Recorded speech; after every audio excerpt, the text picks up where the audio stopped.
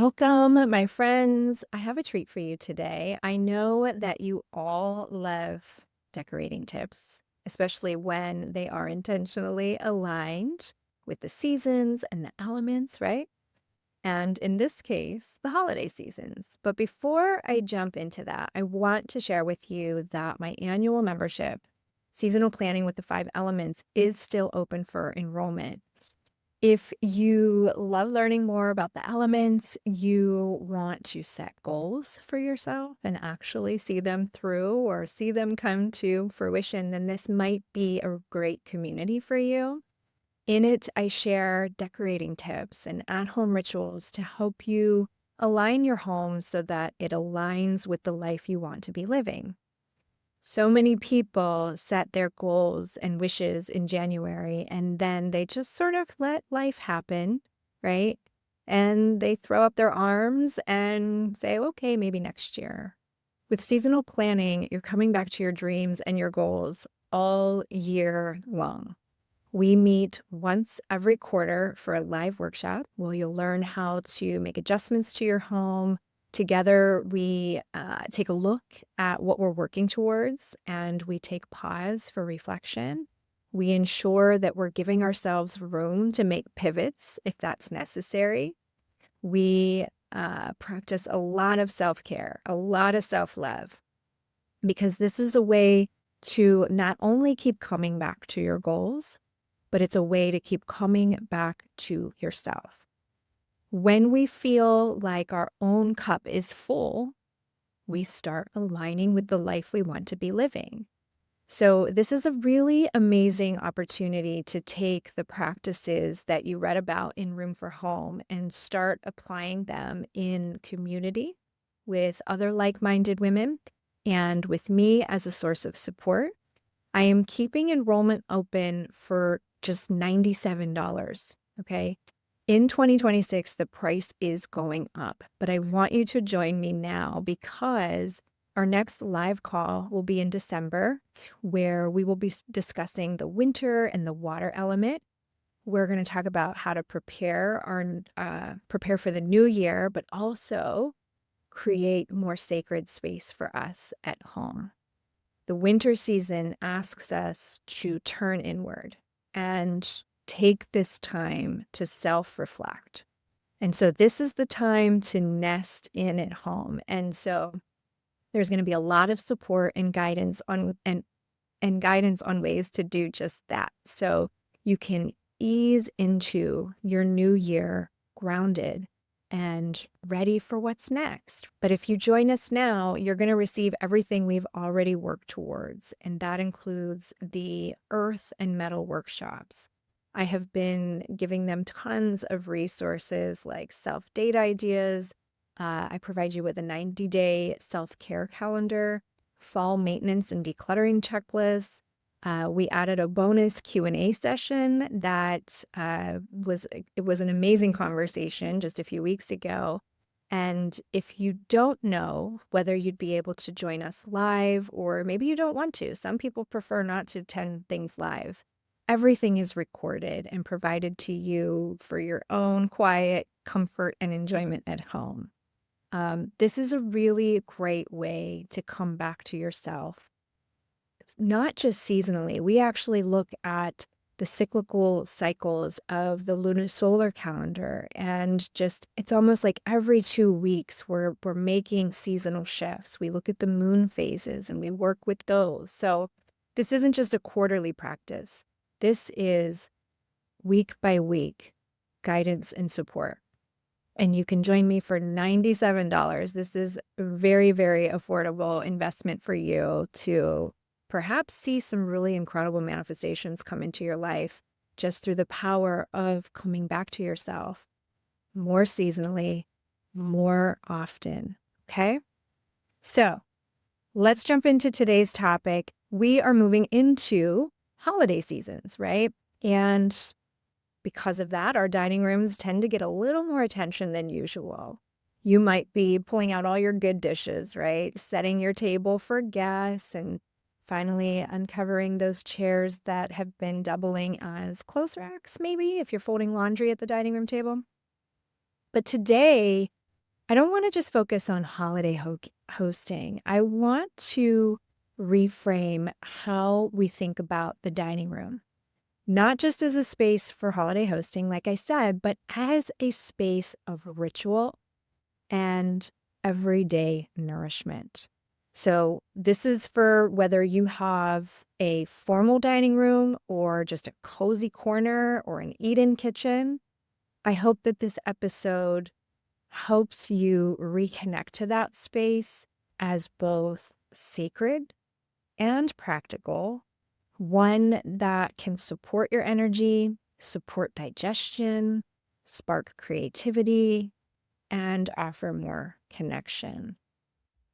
So, a lot of what I'm about to share might seem a little bit obvious, when you look at magazines or the way your grandmother keeps her dining room. The traditional dining room or the formal dining room, in a sense, is well decorated. But today, many dining rooms sit empty. And a lot of new construction isn't even putting dining rooms in, especially with the onset of um, open living, where the living room, dining room, a lot of activity is happening in the kitchen, and we've expanded the kitchens to include dining space. So not only are dining rooms, if you do have one, sitting empty, they're certainly not being used for actual dining. For a lot of people, they're being used for everything but. I couldn't tell you how many design consultations and feng shui consultations I've been on where I'd go into someone's home and you couldn't even see the table, right? Because the tables and the space themselves have become home offices, drop zones, craft tables, right? Storage for things that we don't know what to do with. But when we're constantly on the go, right? And we're eating at the kitchen island, we're eating in the car or in front of the television, we lose something that's really nourishing, and that's that ritual of gathering. So I believe that if you have been craving more calm energy in your life, you're desiring more connection, more rhythm in your life, that reclaiming your dining room is one of the simplest ways to begin.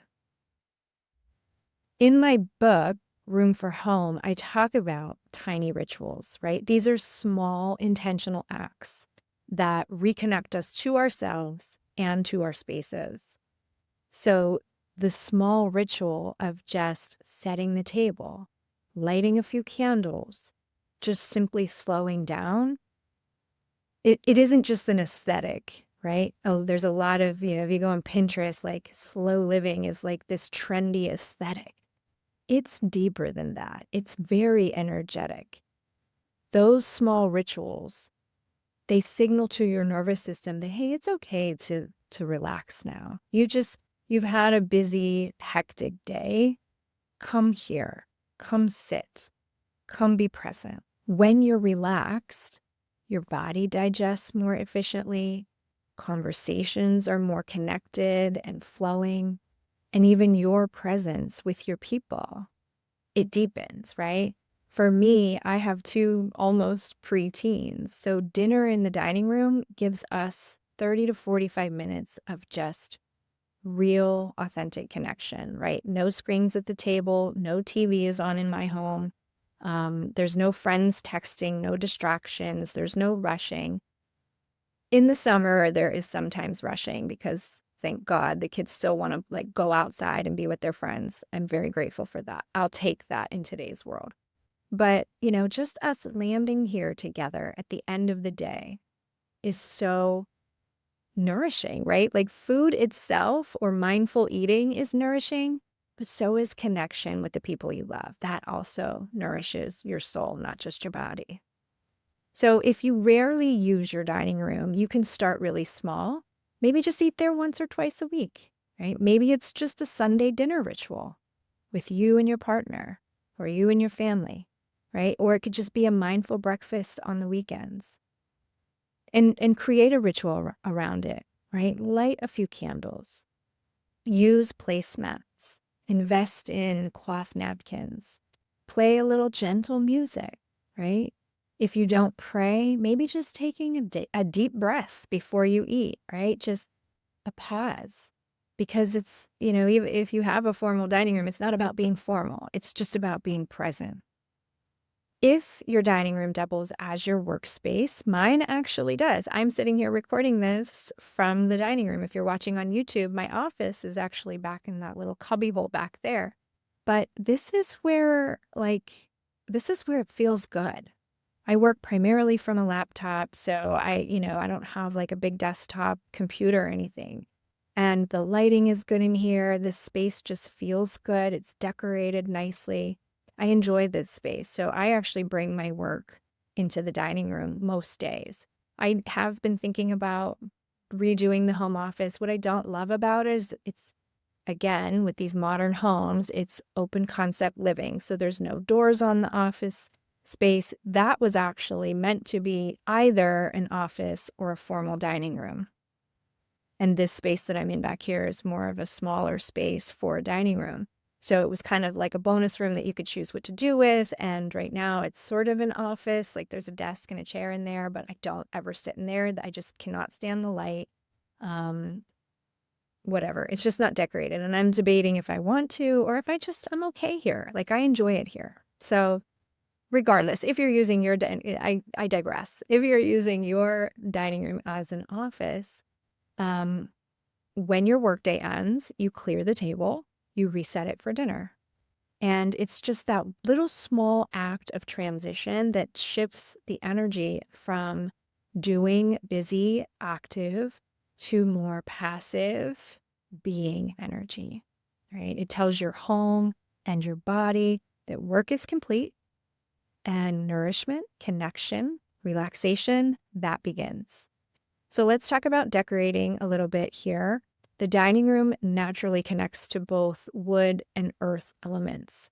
So wood is about growth, vitality, connection, community, right? So you can bring it in through greens or blues, right? Natural wood furniture is a given. Plants, we love plants. Plants thrive in dining spaces. With the earth element, that's very grounded, right? It's nourishing and it provides stability. So earth tones like beige and cream, terracotta, and yellow, they encourage this grounded relaxation, but they can also, like especially the yellow and the terracotta, that can actually stimulate the appetite because they're a little bit more yang. So the dining table itself, that anchors the entire room, right? It's the energetic and the visual centerpiece of your dining room.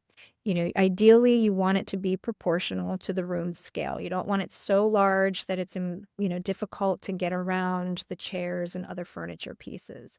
And you don't want it to be too small that it feels sort of insignificant and people can't sort of like stretch out and be comfortable. Typically, you see shapes of round, oval, square, rectangular. Of course, those all work. They all support this sense of conversation and flow and inclusion, right? But I would suggest that if you have a square or rectangular shape and it has sharp corners, to just maybe soften them with a tablecloth or a runner if that works too. Um, if your table is wobbly, that is a huge red flag and get it fixed, right? Because a sturdy table represents stability, right? You're not always fussing with the table. You're not always getting irritated by it. When you go to a restaurant, how irritating that is. It just provides a little more presence and harmony. You're not focused on the wobbly table. You're focused on who is speaking at the time. So wood tables, in my opinion, are ideal. They are strong, they are warm, they're grounding. They literally bring in the energy of nature, right? They connect to the family and gathering element of more growth and community, right? Sharing, gathering. Chairs should be able to support you, right? Physically and energetically. You want seats that have solid backs, comfortable cushions, right? It invites people to linger, to talk, and to digest both food and the day. You can add some sensory and seasonal touches that engage the 5 elements. Love a good balance of all the elements in a space. So we already talked about earth and wood. So natural linens, woven placemats, wooden chargers, fresh greenery on the table or just in the room. Fire element, of course, through warm lighting and candles, right? Metal, polished silverware. And it doesn't, again, I say polished, but it doesn't need to be fancy, just silverware, brass candle holders, metallic accents through your decor. Water element through your glassware. Mirrors are wonderful in the dining room.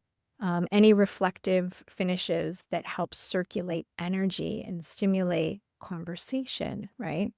Your artwork can depict people, gatherings, so, photos of family and friends. You can use serene nature scenes, right? Meadows are great. Birds are big in dining rooms. Soft, gentle landscapes. Large mirrors work really well in dining rooms because they symbolize abundance. Mirrors amplify energy. And so when you have a well-lit, well-decorated space and you amplify that with a mirror, especially a large, bold mirror, you really amplify this feeling of abundance. And remember, wherever you hang a mirror, whatever it is in its reflection is going to be amplified. So, you know, make sure it's not like facing a cluttered corner or something. You know what I mean? You don't want to amplify the clutter. You want to amplify the pretty tablescape. And the dining room is a really great place to pull in conversation pieces, right? So these could be like travel mementos or any heirlooms that have been passed down to you, because those can spark stories, memories, and connection that you can share with people. I always say if you have fine china, to use it. Don't save it for just holidays. Maybe bring it out on Sundays. I think that we can invite beauty every day, right? Because when we invite that beauty, it invites everyday gratitude.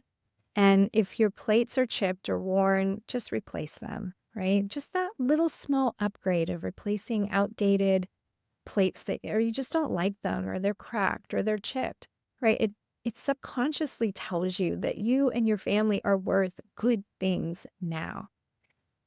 Check out, and it doesn't have to be an expensive thing. Like, check out antique malls. The amount of dinnerware that is available in vintage and antique shops is incredible. I always say if you're buying secondhand, to do a clearing. There's definitely a podcast episode on that. And I actually have I don't know. I have a love-hate. Not hate. I don't like to use the word hate, but I am always intrigued by people who have the ability to mix and match different pieces so well, that have that like eclectic eye. I tend to want everything to be the same, and it's just kind of who I am, but I also, I do enjoy seeing other people do the mix and match thing. If you're into it, the antique mall is a wonderful place to do that. And then again, always coming back to those elements to layer your table with texture to pull in all those elements. So wood, linen, glass, metal, right? I even like to swap out my colors and accessories more seasonally. Okay. I think a lot of us tend to just do holiday refreshing. Like you might have your holiday placemats and you might have your Easter placemats, but think a little more seasonally, right? So you might want deeper, rich jewel tones in the fall. Maybe you want lighter pastels in spring, right? So, it just helps keep your dining room feeling a little refreshed, alive, and more aligned with what's happening in the natural world. Last thing I'll leave you with is a concept that, it's a little less talked about, but it's this idea that the dining room is a place of manifestation, because it is a place where nourishment turns into energy, and that energy fuels creation. So when the table isn't being used for meals, it can become a powerful workspace, somewhere you can spread out your ideas, vision boards, creative projects, a large table, good lighting, supportive chairs. It does make it an ideal place to see things through to its completion, right? It's a place where your ideas can literally take form. And I think that's why you see a lot of people work at the dining room table, even like I do. I think the most important point to that is that having a ritual to transition it and use it for its purpose, especially if you're craving more connection to yourself, to your family, you want a more calm environment, you're looking for micro practices and tiny rituals to help you create those, create more of a rhythm in your life rather than a routine. Routine to me feels very structured and tasked, where rhythm has a softer edge, right? There's just a flow to your day. And when we implement more of those rhythms as opposed to routines, we soften the act of whatever it is we're trying to accomplish. So, just a mindset shift for you there, rhythm over routine. Okay. All right. So, beyond the holidays, I hope that you'll start thinking of your dining room as not just a space for entertaining, but as a place for more connection to yourself and to your loved ones on an everyday basis. It's where nourishment, conversation, and creation come together. To me, it's a space that reminds you that you don't have to wait for an occasion to create beauty, to connect, or just to celebrate, right? You can do that every single day if you choose to. And when you honor your dining room and its intended purpose in the home, you're honoring that part of yourself that's always hungry for more connection, more comfort, and more meaning. So, my friends, please enjoy your upcoming holiday if you celebrate. Whether you do or not, I hope that you start and continue to celebrate your every single day. Until next time, so much love and gratitude.